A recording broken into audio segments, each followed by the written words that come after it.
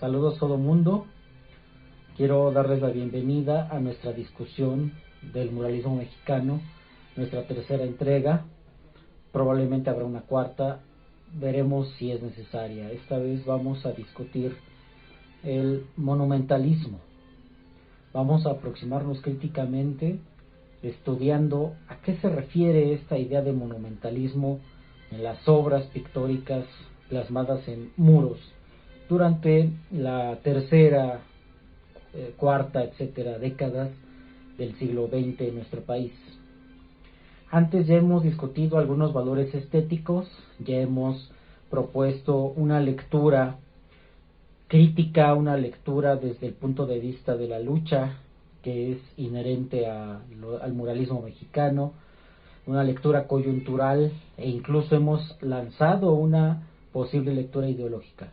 Hoy vamos a adentrarnos al contenido de los murales porque desde luego es histórico y en los foros hemos tenido algunas dudas, hemos discutido parte de esto, por eso quise ampliarlo de esta manera.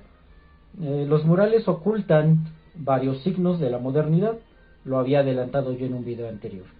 Uno de estos signos ocultos es precisamente el monumentalismo. Entendemos monumentalismo como una actitud y una práctica que en lugar de mostrarnos la historia a partir de sus hechos, a partir de sus consecuencias, a partir de sus agentes, nos muestra un cuadro edulcorado con colores vivos que no hace más que poner a villanos, a héroes, a vencedores, a vencidos, pero que se traduce toda esta lucha en una suerte de simbiosis, en una suerte de sincretismo. El término más cercano a este monumentalismo es mestizaje. Y usted lo habrá escuchado, estoy seguro, muchas veces en sus clases, en la radio, en la televisión, en sus programas. Lo habrá leído en algún libro de texto, estoy casi seguro. El discurso monumentalista que subyace al muralismo mexicano, sobre todo los murales que nos hablan de la historia de nuestro país, tiene que ver entonces con esta idea del mestizaje. Un famosísimo, ahora ya muerto, un famosísimo investigador mexicano, Miguel León Portilla, sostuvo que esto era el encuentro de dos mundos. Dejar de llamarle conquista, dejar de llamarle descubrimiento, etcétera, y llamarle encuentro de dos mundos. Esa frase lo resume muy bien.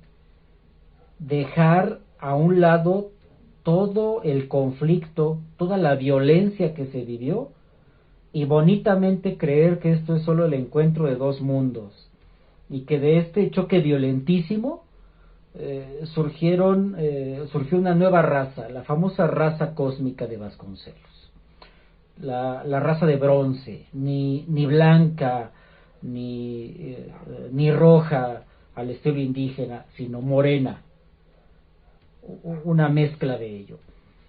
Esto lo que genera es que el público, el gran público, como usted y como yo, jamás nos demos cuenta de la cantidad de atrocidades, de la cantidad de violaciones, del terrible suceso que implicó este encuentro, este sincretismo, este mestizaje.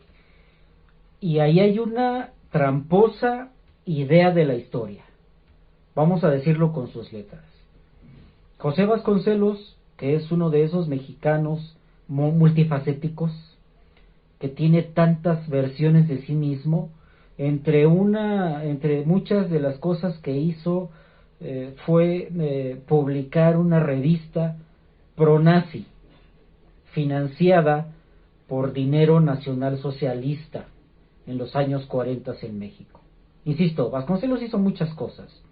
Al final de sus días fue un católico convencido, un creyente fanático, así como en los años 20, en los primeros años 20, era un idealista. Y usted puede ver los murales que él mandó a hacer, tan idealistas, tan centrados en la creación, en lo masculino, en lo femenino, casi ingenuos, muy inspirados en las vanguardias, precisamente en las vanguardias europeas. Murales hechos por, claro, David Alfaro, Diego Rivera, Clemente Orozco y una serie de otros nombres que usted puede apreciar en las diapositivas que yo a propósito voy a poner a su alcance. Este señor entonces tiene una idea bastante grandilocuente, bastante idealista, bastante monumental de lo que es la historia de México. Y este ADN, esta preconcepción, este espíritu monumentalista va a permear en las obras que se van a producir.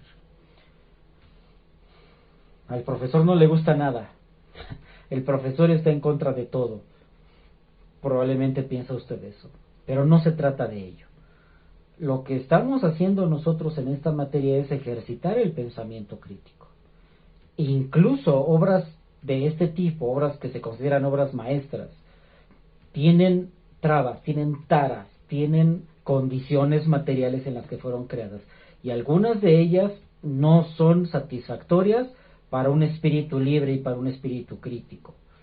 Por eso es que estamos haciendo este análisis. Los murales no nos hablan de la historia de México, nos hablan de una idealización conveniente al gobierno mexicano, por supuesto.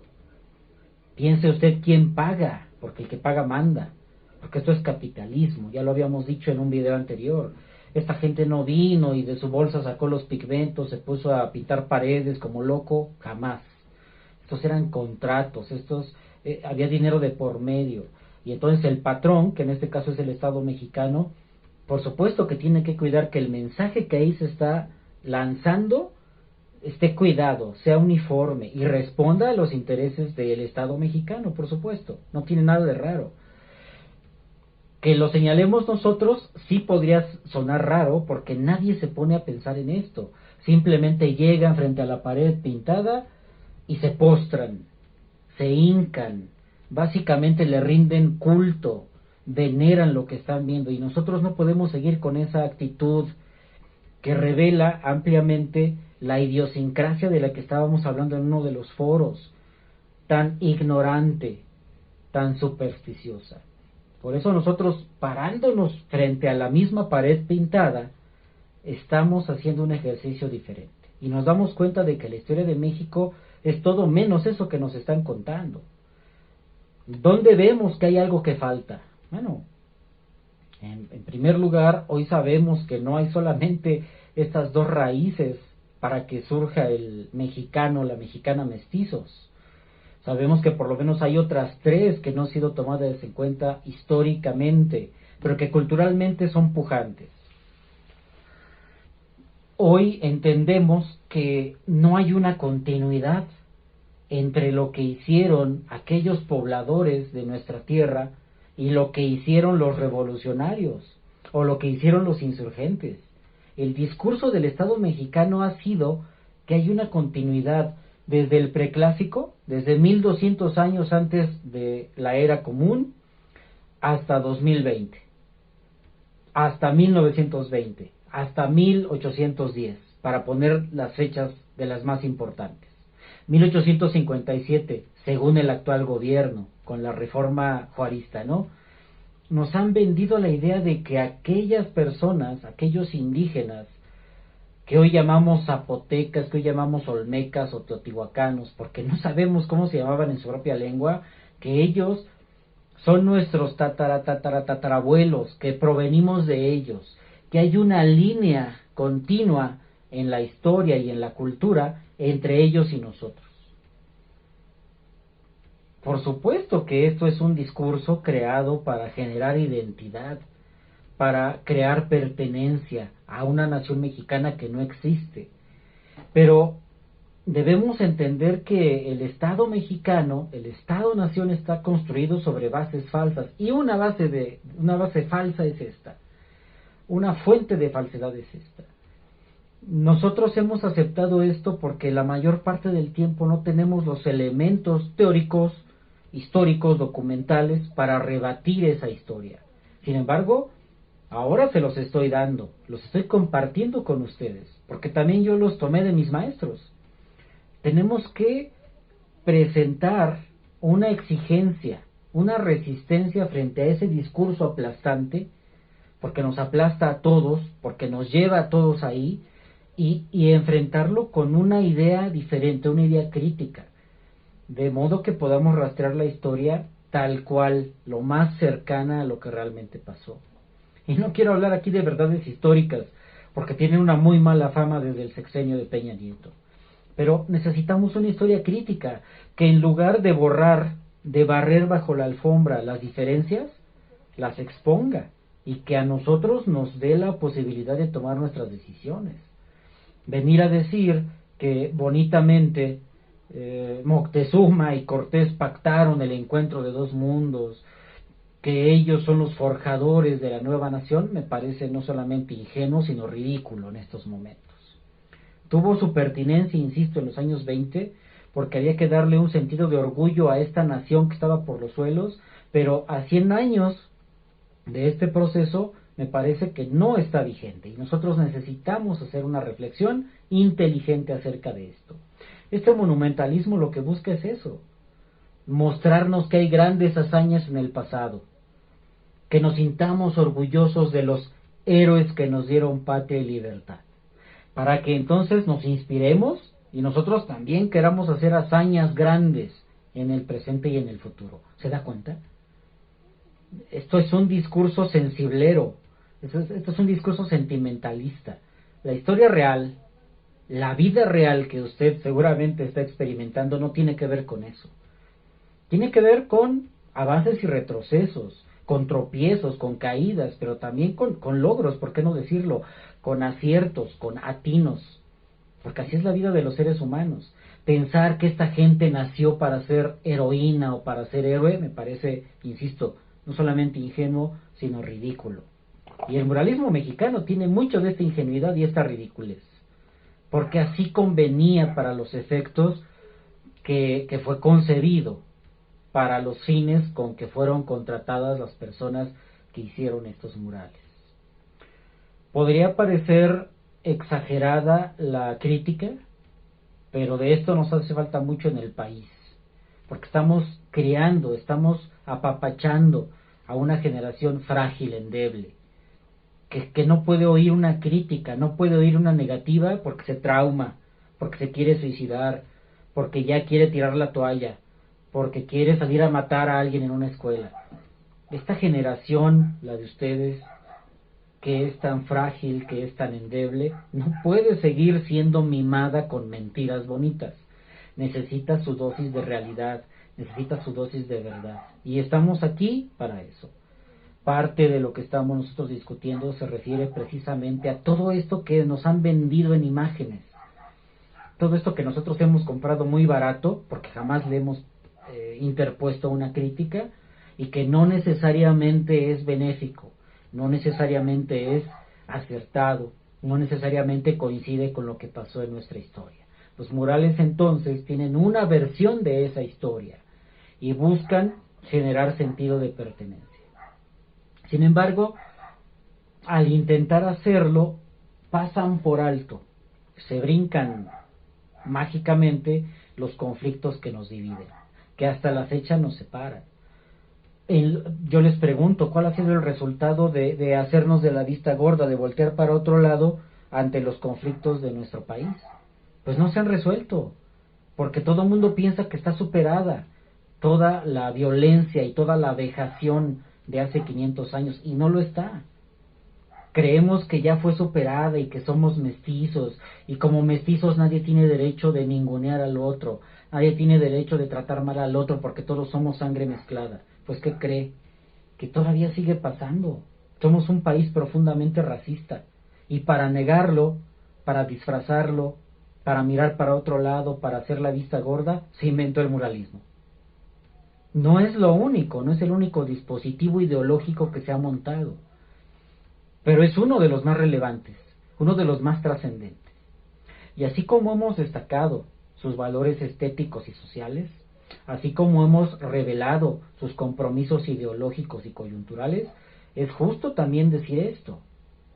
que como un producto cultural de su tiempo, el muralismo mexicano tiene mucho de corporativismo, tiene mucho de querer unificar, de decir mentirosamente, falsamente, que la nación mexicana es una, que existe y que ha venido desarrollándose desde tiempo inmemorial y que se dirige hacia un futuro glorioso.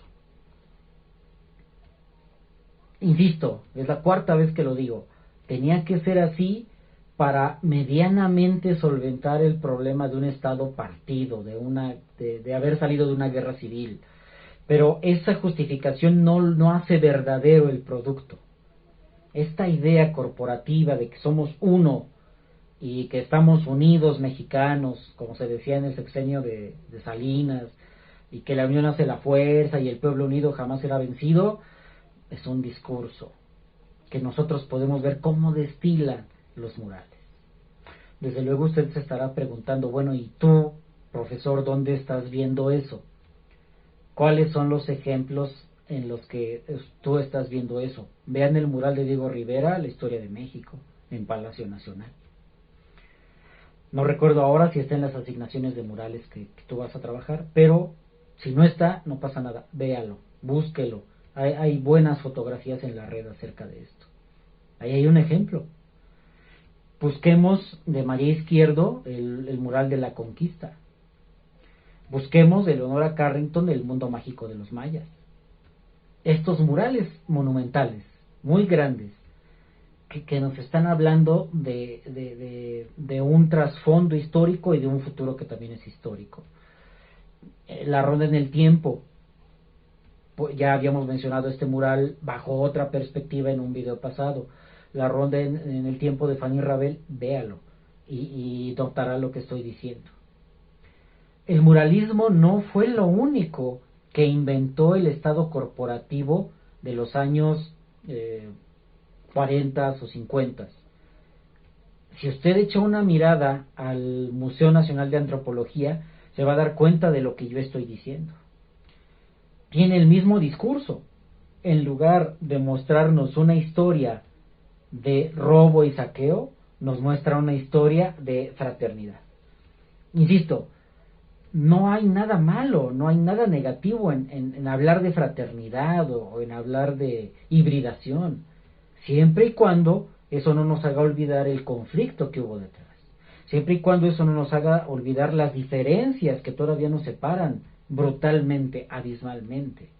Por supuesto que podemos hacer votos y romper una lanza por la paz y la concordia y el multiculturalismo, siempre y cuando eso no nos evite ver a los otros, ver a los que están en desventaja, ver a los indígenas, ver a la población LGBT, ver a las mujeres, por Dios, grupos que se han considerado vulnerabilizados gracias a todas estas historias que han triunfado, que son mediáticas y que casi todos creemos.